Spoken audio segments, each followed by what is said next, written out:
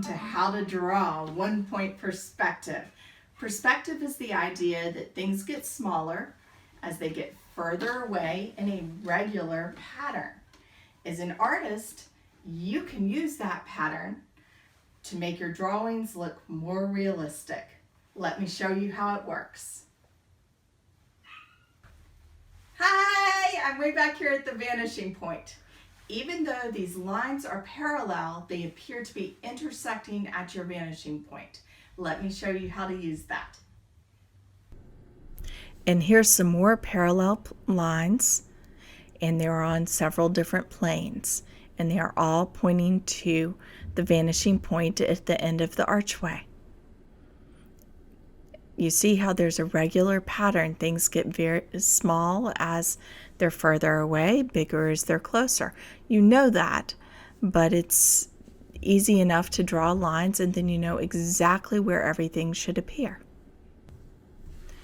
Perspective works best with architectural subjects, such as buildings like this, railroad tracks. You really notice the one-point perspective, and other things where there are parallel lines, they're on separate planes, and they all appear to intersect. Any two pairs of parallel lines will intersect, but when you have two planes at vertical angles to each other, perpendicular angles to each other, then that's where perspective really works. Now in a later video, I'm going to show you how to actually calculate where everything is, but I like finding my vanishing point, my center of interest, and starting the drawing from there, and then changing things as I realize that I've drawn lines a little bit off. Your first couple lines will be off.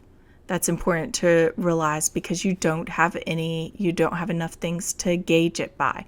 You have to check the proportions with the other objects in the drawing. So I've started going into this as a value sketch, and value studies are actually really fun. They're not so much fun in pencil, but they're really fun in charcoal because you can get messy and smear it all over the place, and it's really a lot like paint.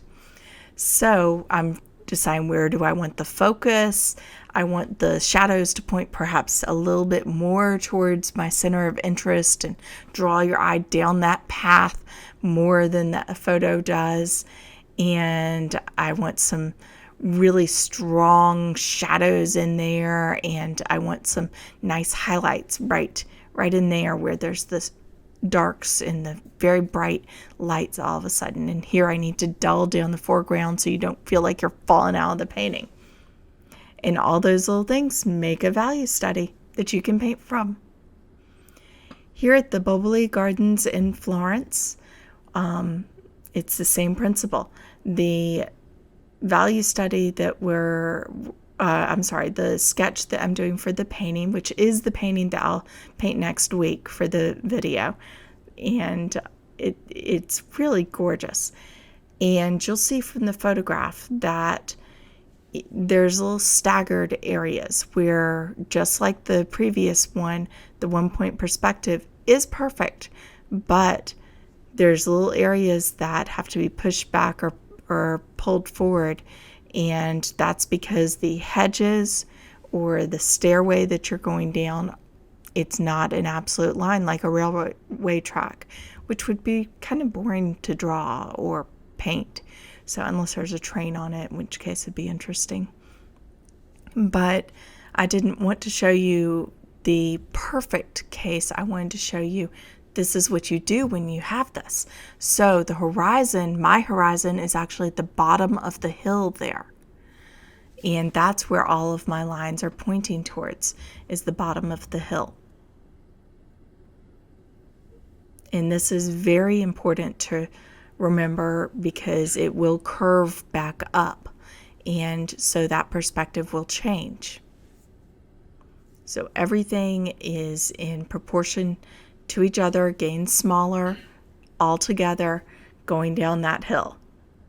And then there's some little areas where the pathway changes or the hedge changes, and it isn't absolutely perfectly straight, though it's really, really close, which is one reason I went with the Italian subjects, because they can trim trees beautifully. So the statues, they progressively get smaller. Everything happens in proportion.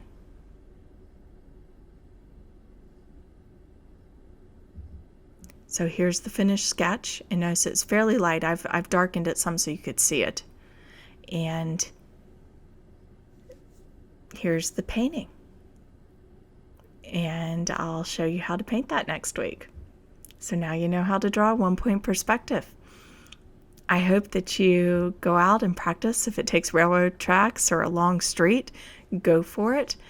There's always something to paint everywhere. For more information, please visit my website, paintingwatercolor.com, and I hope to see you next week to paint Boboli Gardens. Happy painting!